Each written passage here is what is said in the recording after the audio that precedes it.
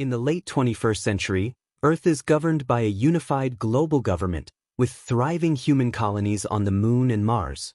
Society is shaped by vast technological advances. Homes are automated and self-sufficient, genetically engineered pets are common, virtual reality integrated directly with the brain is known as Brain Man, artificial general intelligence supports daily life, and medicine has doubled the average human lifespan and extended fertility into old age.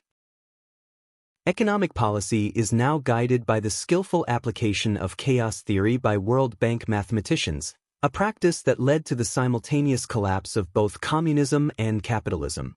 Humanity has also developed planetary defense systems under the SpaceGuard project, with ships like Goliath and Hercules stationed at Jupiter's Lagrange points L4 and L5 to intercept potential impact threats. In 2067, a nuclear explosion was detonated in space on the far side of the Sun, creating powerful radio waves to detect hidden asteroids through radar echoes. 18 years later, in 2085, an indecipherable signal was received from the direction of Sirius. Although no meaning could be derived from it, the mysterious transmission led to the growth of an extremist faction within a new religious movement. During military campaigns in the Middle East, an American soldier had a spiritual transformation influenced by Islam. He eventually founded a new faith called Chrislam, a syncretic religion combining elements of Christianity and Islam with a liberal doctrine. Chrislam used BrainMan technology to rapidly spread its teachings and became the first truly digital religion, the religion of the byte. It soon rose to become one of the dominant global faiths. In 2109, Dr. Angus Miller, an amateur astronomer, discovers a contact binary asteroid that had been missed by SpaceGuard due to a combination of optical and orbital anomalies. The asteroid is named Kali, after the Hindu goddess of destruction. It is determined to be on a collision course with Earth, with impact expected in September of 2140, just over a year away. The asteroid's characteristics suggest a massive impact capable of global devastation. The SpaceGuard command convenes emergency councils, and Project Hercules is reactivated. The Goliath, stationed at Jupiter's L4 point, is assigned to intercept Kali.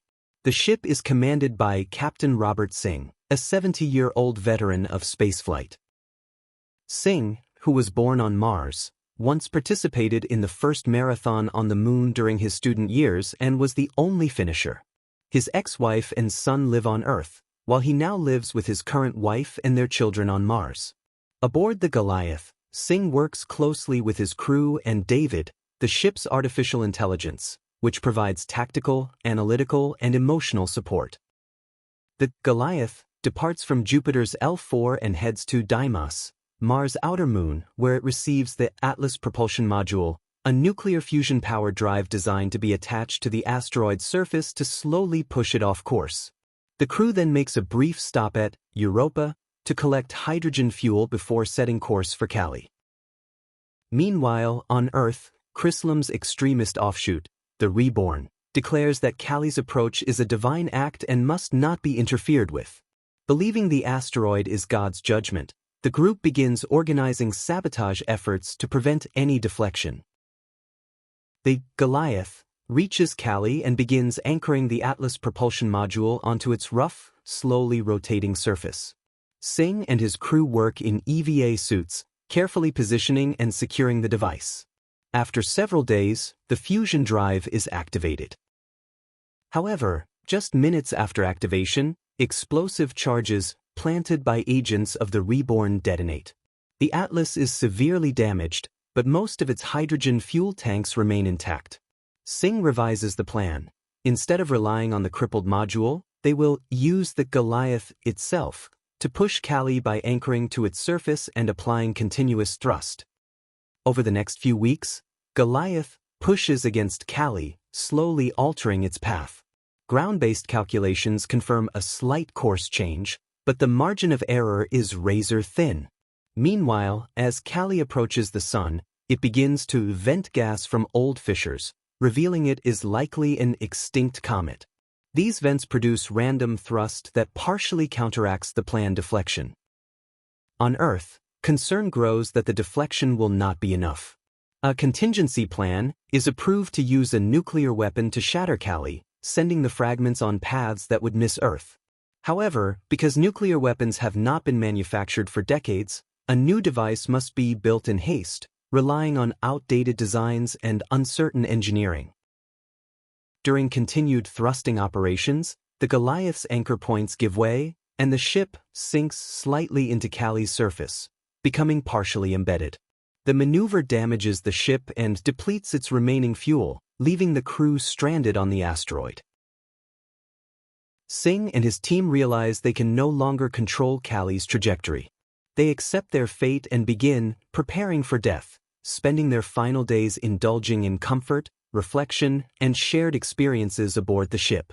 They transmit their final thoughts to Earth. The nuclear weapon is launched toward Clarke. It fails to detonate as intended, but it strikes the asteroid at an anomalously high velocity. The impact is sufficient to fracture Clarke into two large pieces, Clarke 1, which carries Goliath, and Clarke 2, a slightly smaller fragment. Clarke 1 veers off course and will safely pass by Earth. The crew of the Goliath, though still stranded, now have a chance of rescue as a retrieval mission is prepared. Clarke 2, however, stays on a trajectory that brings it dangerously close to the planet. On September 11, 2140, Clarke 2 enters Earth's atmosphere. It causes widespread damage and panic, killing 100,000 people and resulting in $1 trillion in economic losses. The asteroid fragment ultimately skips off the atmosphere, narrowly avoiding impact with the surface. Earth survives the encounter with Clarke, though not unscathed.